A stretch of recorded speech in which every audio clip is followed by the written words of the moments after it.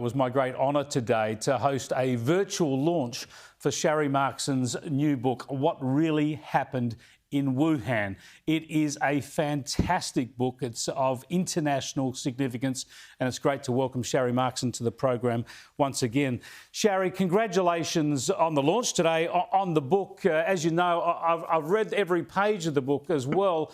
It's an incredibly forensic and detailed look at this complex issue. It's going to make waves around the world.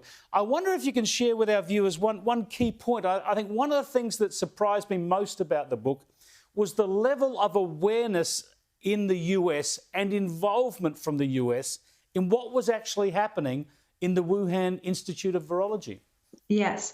Chris, firstly, thank you so much. It was an honour to have you host the event today, and you did such a brilliant job, as you always do, and you asked very insightful questions. And if anyone wants to catch up on that conversation, they can head over to the Australian Plus, the australianplus.com.au website, and the whole chat will be on there. But yeah, I think this is a really big point, and I was also surprised when I found this out while I was investigating and writing the book, that when you go back a decade, there were scientists who were forming a group called the Cambridge Working Group, who were writing in scientific papers campaigning for risky gain-of-function research to stop because it could cause a pandemic. And they were, running such a strong campaign against this that the research did end up becoming banned under the Obama administration in 2014. That was then lifted. Mostly Fauci is blamed by everyone in the administration for lifting that. That's including what Secretary of State Pompeo said when I interviewed him. That ban was lifted in the Trump administration in 2017. But even when the ban was going on, America was funding this research at the Wuhan Institute of Virology. So you're right, Chris, there was a great deal of knowledge about what was happening in this laboratory. And quite separate from that, United States officials who were based in Beijing and the Consul General in Wuhan had visited the laboratory as well and sent cables back to Washington, to the State Department, expressing their concern about the type of research and the level of safety technicians and safety procedures that were underway at the lab. They expressed their concern about that. And yet America still kept funding the research and nothing was done. Well, it's extraordinary here, and I hope they're listening in the control room, because I want to reverse the order of the grabs I want to play here, because I want to talk about Anthony Fauci. We all know him. He was the chief pandemic advisor to Donald Trump, and he still is to Joe Biden. And as you say, he was actually involved in funding some of this research in the Wuhan Institute of Virology way before the pandemic. He knew of the risks, yet he never actually told Donald Trump about this when he was dealing with the pandemic. Let's have a look at what Tucker Carlson had to say about this today at the book launch. So in the United States, lying to the government in many circumstances is a felony. And Anthony Fauci is certainly guilty of that. And I would argue a lot of other things. But at the heart of his public behavior is deception, lying, and in some cases under oath. So it's not clear why this is acceptable. Fauci is venerated by one political party here in the United States. They've doubled down on Fauci, even as his fraudulence has become harder to deny.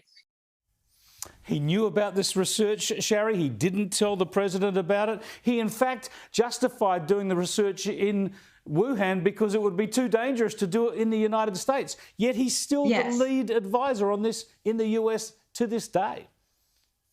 I mean, it's unthinkable. It's incomprehensible that he's still the top medical advisor on the coronavirus to the President of the United States. In 2012, he wrote a paper admitting that this type of research could cause a pandemic, yet he argued the benefits were worth the risk of a pandemic. How can any health official take that position? Then he gave that interview where he said that the research was conducted in China, in Wuhan, to avoid an outbreak in Hoboken, New Jersey, or Fairfax, Virginia. And, it's a really good point that Tucker Carlson makes there, that one political party, the Democrats, are protecting him. He's become a hero of the left. And it doesn't make sense for the Democrats to be protecting the very man that might have funded the research that caused this pandemic. Yeah, it's incredible. Now, the other big aspect to this is the way so much of the world, the media, academia, the scientific world, political world, the digital giants, so many people have tried to ignore this story, censor this story, the one that you've tried to get to the heart of. They've tried to deny and censor. Again, here's what Tucker Carlson had to say on that.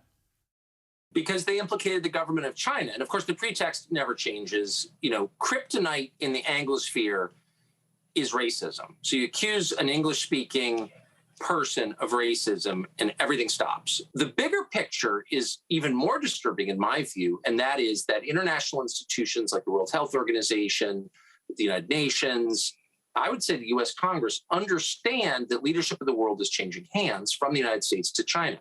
China is ascendant. And these are people who don't want to be on the wrong side of the new boss.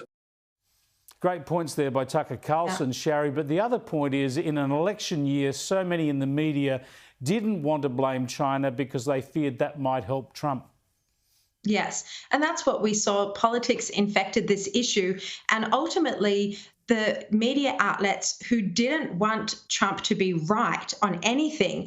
And so when Trump came out in April 2020, 4 months into the pandemic, mind you, and when he came out and said that there was evidence for a lab leak, which there is, and he said that he'd seen intelligence for a lab leak, which of course that intelligence exists. We've published some of it. I included in the book. The media started ridiculing him and saying that this wasn't true, that the possibility of a lab leak was a conspiracy theory.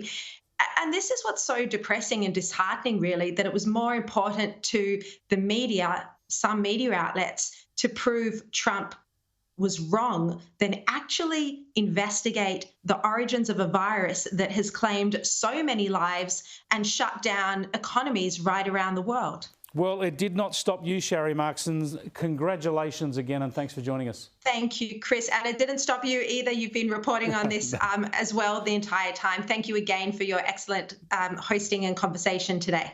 Thank you, Sharri Markson there, of course, host of Sharri here on Sunday nights on Sky News and the investigations editor at the Australian newspaper. It is a great book. Make sure you get out there and get it.